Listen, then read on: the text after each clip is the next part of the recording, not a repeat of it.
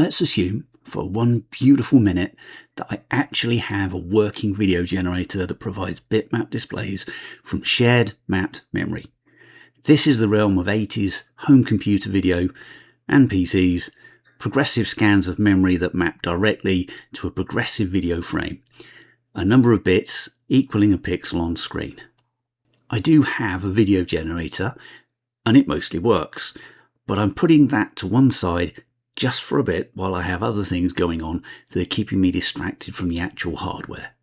One of the party tricks that the likes of Commodore and Atari brought to the game was hardware sprites, something that early games consoles did as a matter of course to cope with very restricted memory and CPU capabilities. The 80s home computer revolution largely ditched this style of hardware on the basis of cost. Just packing all your logic into a ULA to get the computer working was enough investment, and the more you tried to pack into that custom chip, the more problems you created for yourself. The generic video generation silicon tended to forego sprite handling as too expensive and not a business priority. Unless you were talking Texas Instruments, you had a very different view. Even Motorola tried to climb on the bandwagon, but too late in the day. Where budget was a serious concern and you don't have a silicon fab of your own, then sprites were something that other people did. The Dragon and Color Computer both opted for the Motorola reference architecture that had, at its core, a trio of big chips: the 6809E CPU, 6883 SAM, and 6847 VDG. Given the 6809 was an expensive processor, in order to be competitive, the SAM and VDG had to be bargain basement, flexible but not what you'd call advanced. When it comes to getting more done on screen though, for minimum CPU effort, sprites have a lot to offer. Once enabled, the sprite will appear on screen for zero effort. You can move the sprite around the screen with just a couple of writes to memory. You just need to tell it where. And when it moves, you don't need to worry about redrawing what was behind the sprite because it's still there. A cottage industry in software sprites grew to provide this sort of behaviour in code instead of hardware, but it is just a cheat and the CPU is doing all the heavy lifting. It turns out that sprites, software or hardware, are rather important if games are your thing. The fact that the Commodore Amiga invests quite so much in this respect is very telling, even if it is also one of the last home computers to do this, given the explosion of PC hardware a few years later pretty much erased the need. Enough about what sprites are, I hear you say. Why are you telling us all this? The answer is, I've been spending a lot of time thinking about how to make this work. I've known the essentials of how it works for some time, but how to actually do the job was something I've been putting off. A couple of YouTube content creators have spurred me on to getting into the weeds though, and I want to thank and acknowledge them. So thank you to Dr. Matt Regan and James Sharman. It turns out that I've been seriously overthinking the mechanics, and once I actually got down to writing the HDL code, it has pretty much fallen together. That said, I am not proclaiming that this is how it should be done, just that this is how I've done it, or am going to have done it. First of all, there is the sprite bitmap. A quick poll with the Dragon community many weeks ago said that what the public want is an 8x8 pixel bitmap with 8 colours or 3-bit depth. The icing on top is that there is embedded in the data a second 8x8 bitmap that defines the mask for the sprite. Anything that isn't masked is completely transparent. Anything that is masked is visible sprite. Each 8x8 bitmap takes up a modest 32 bytes of regular 8-bit memory, and you want a reasonable number of these. Then there is a list of instances. Each one references a sprite bitmap, but has its own palette, position, orientation and scale. These are the relatively expensive bit. I've given each one another 32 bytes of memory to hold all of the data associated with the instance. A big chunk of this memory is given to holding a collision graph. That, on any given frame, informs what other sprite instances are occupying the same space on screen. Another CPU load saving function to make collision detection a zero calculation affair, or very close to it. Right now, for this particular design, I've defined 4 different sprite collision groups. The hardware only counts collisions that occur within each group. A sprite instance can belong to any, all, or none of those groups. This bit of set theory is modest enough not to give Venn diagram enthusiasts too much stimulation, but still useful enough to make practical sprite use in games fairly simple. Finally, there is a priority value that tries to figure out which sprite is on top when they overlap. So much for theory. How is this actually going to work? I've split this into a few functional parts: addressing, rendering, and collisions. Addressing is probably the most problematic area. How to provide the CPU with access to all this information. If each bitmap and instance needs 32 bytes, the amount of mapped memory needed to do this directly is pretty much out of hand instantly. If I want 32 sprite bitmaps, that is a whole 1 kilobyte of memory removed from general purpose usage.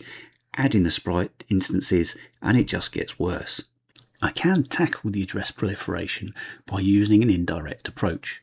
A single register acting as an index, and then a smaller set of registers to define the actual data for each sprite bitmap instance. The simplest version of this needs 33 bytes of mapped address space to access up to 128 bitmaps and 128 instances. The problem is that even 33 bytes is an awful lot of address space. So what about double indirection, using one register to define the index, then another to define which register in the set is needed, and finally one more address for the data? That reduces everything to just 3 bytes of address space. Great for efficiency, terrible for making rapid changes. There is another option though. I have a massive 2 megabytes of memory, 256 8K pages. So why not dedicate one of those to defining sprite data?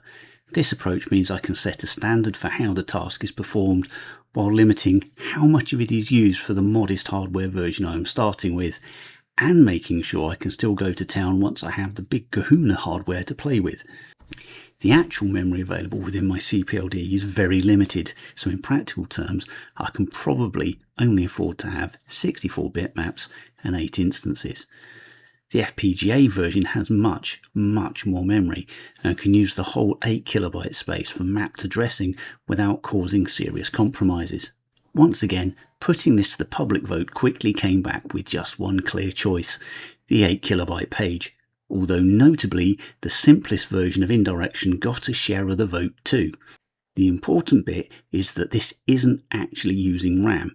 It is just using a specific page in RAM as a massive array of sprite registers. Looks like the addressing is understood then. When a specific page is mapped into the CPU's 64 KB address space, anything written to that, or read, will be going straight to the sprite hardware. What about rendering then? This needs a few moving parts. At the bottom of the heap is a clock divider. This deals with the scaling.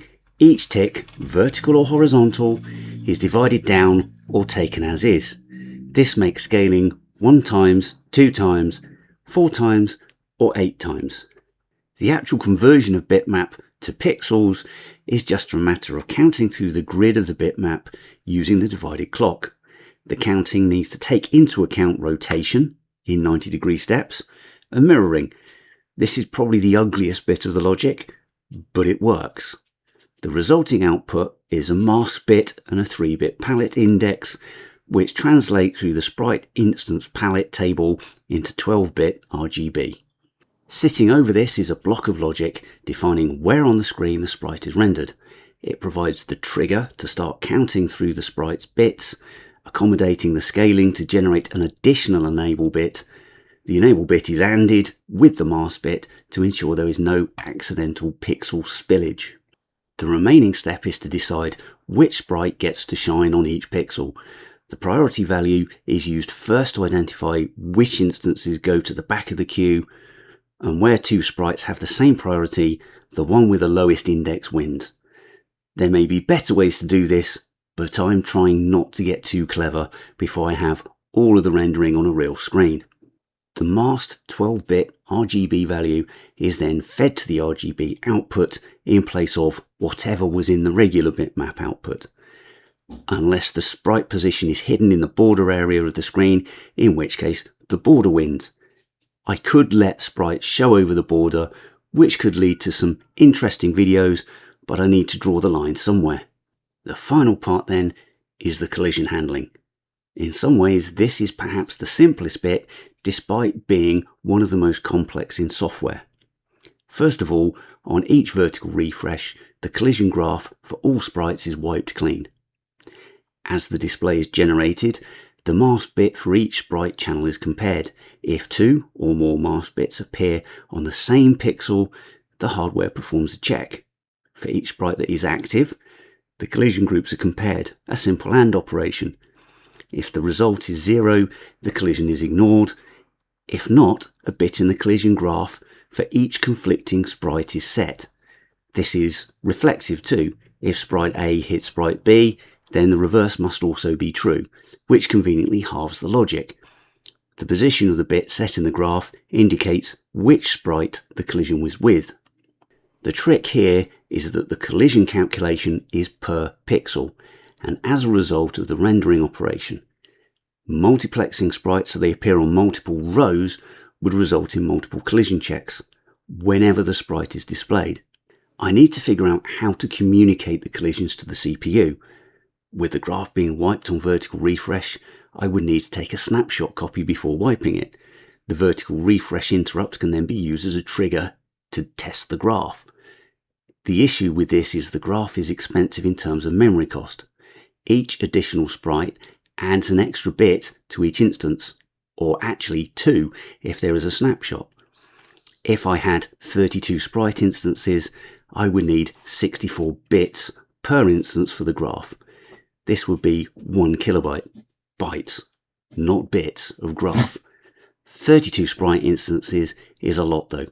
A typical 70s, early 80s game console would have a limit of 4 or 8 single colour sprites. 32 instances of high colour sprites then is already generous and way more than is practical necessity. Fitting this all into the resources available on the CPLD is the single biggest trick yet, and I've not even tried. Fitting it into the FPGA, on the other hand, is trivial, and here is the problem. How do I turn this into something that works with both ends of the hardware spectrum? How many sprites do I need to be useful? Even a single sprite is useful, but then there is no point in a collision graph. In fact, each sprite saved reduces the memory overhead for the collision graph, meaning I can squeeze more in. A balancing act is needed to make this work. The number of sprite bitmaps is a bit less messy. The only way to make those smaller would be to drop the number of colours. Taking a bit plane out of the sprite colour depth also reduces the cost of a sprite instance quite substantially through the palette. A 1 colour sprite is the ultimate reduction. I don't even need a bitmap mask, as it is one and the same thing. Once again, it is a balancing act between what fits, what is useful, and what I really want to achieve. Something is likely to have to give. Obviously I can limit the number of bitmaps too. Just 16 or 8 is still very practical, especially given the ability to mirror and rotate. The number of sprites available on a raster line is another bit of complexity to work out. 4 sprites is already done for collisions, and rendering is just a bit of relatively simple logic, since I am simply iterating through all of the active sprite instances on a row, first by priority then by ID. It is ugly, blocking logic, and I'm sure there are uglier but faster ways of sorting it out. For now though, I have some solid progress, and that is a small win and something to celebrate. I won't be breaking out the champagne quite yet, of course. Until next time then, leave your thoughts and feedback in the comments so I can at least know someone is paying attention and maybe even of interest.